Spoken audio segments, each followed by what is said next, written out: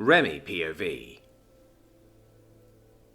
Remy was currently going over Haven's food stores, which were surprisingly plentiful.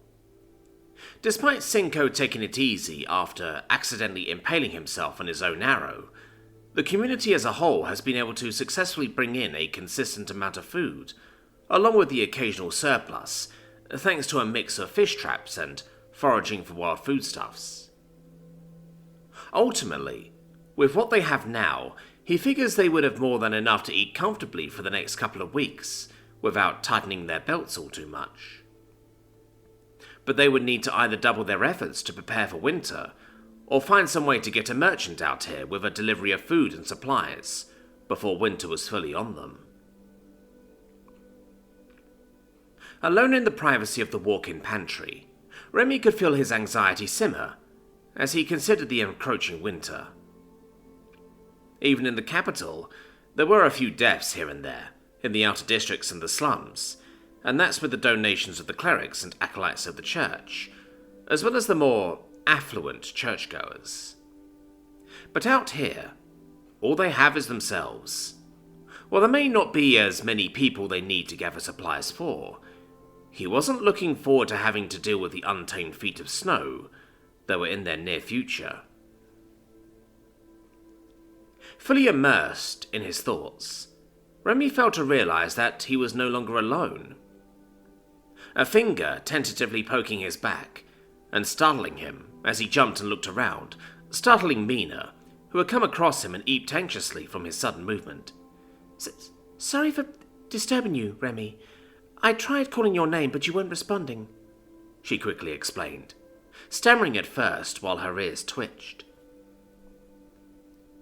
Remy quickly collected himself as he smiled sheepishly down at Mina, his own ears absently flicking as he spoke up.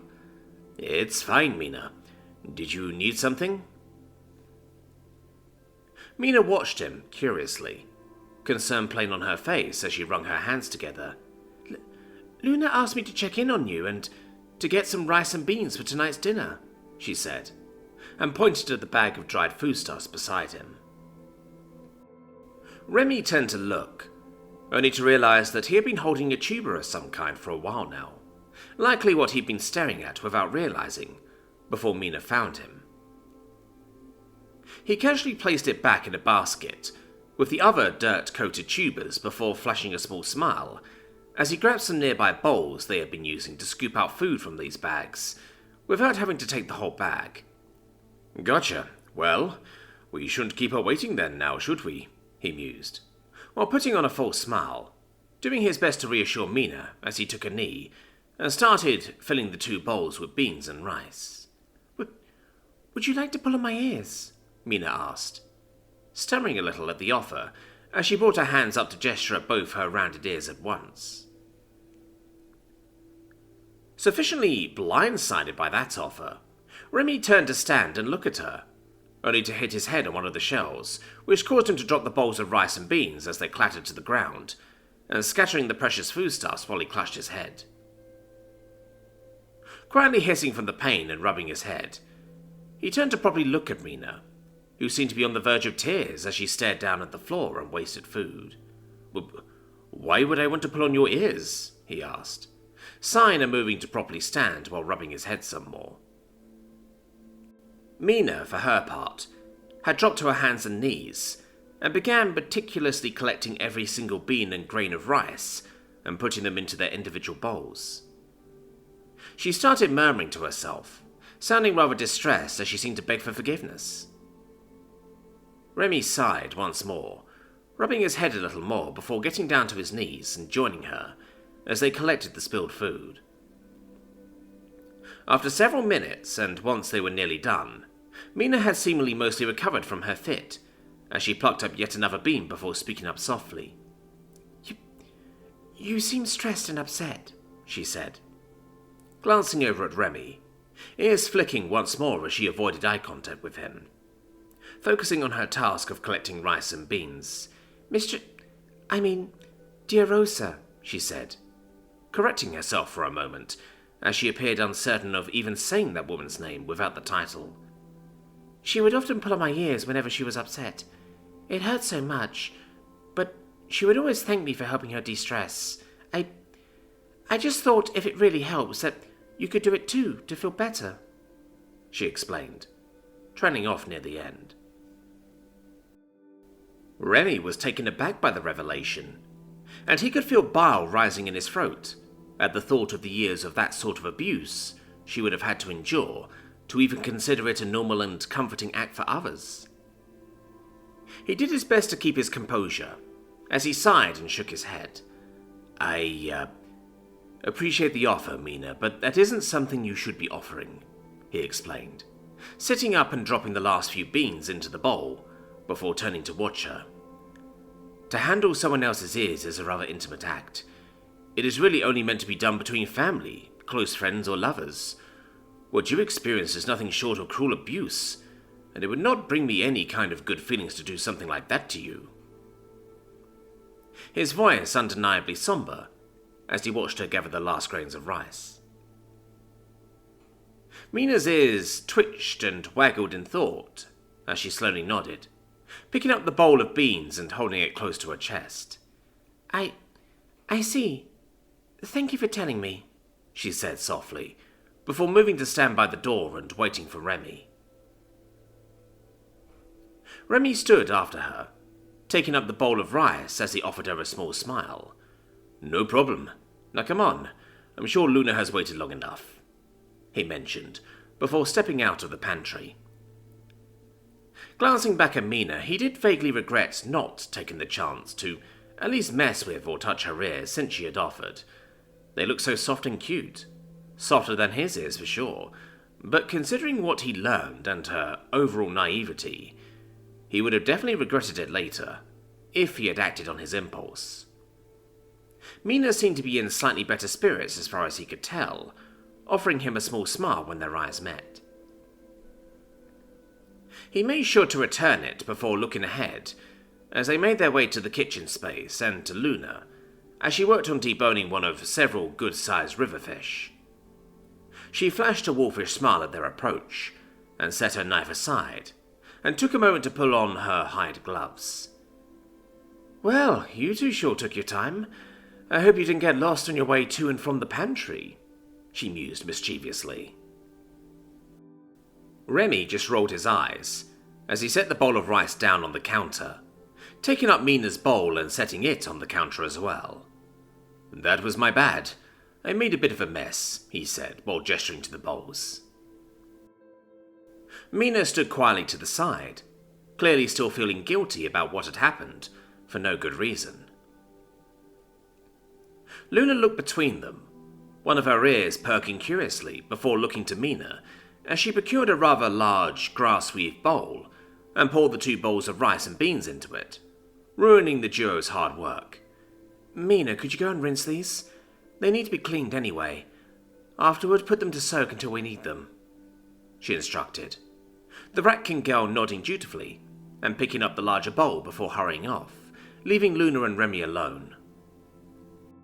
Luna then looked over to Remy, her tail slowly swaying behind her as she turned her body to face him before leaning back against the counter.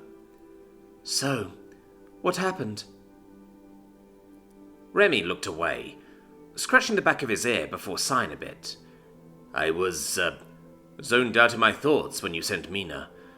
She must have noticed that I was stressed or something and asked if I wanted to abuse her to get my spirits up or something," he explained, just shaking his head at the idea.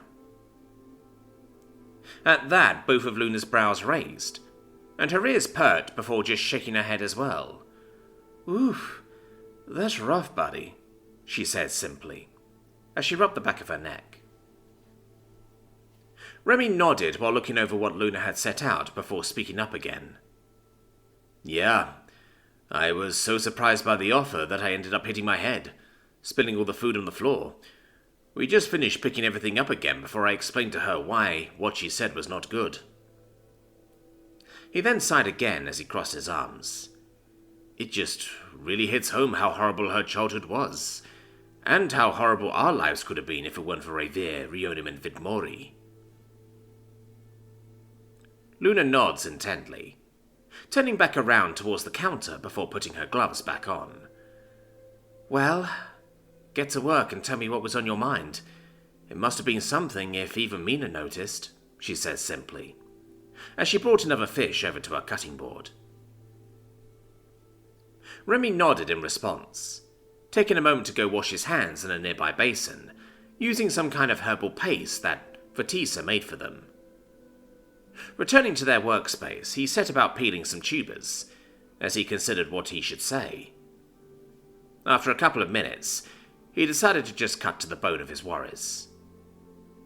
I'm worried that a lot of us are going to die once winter hits.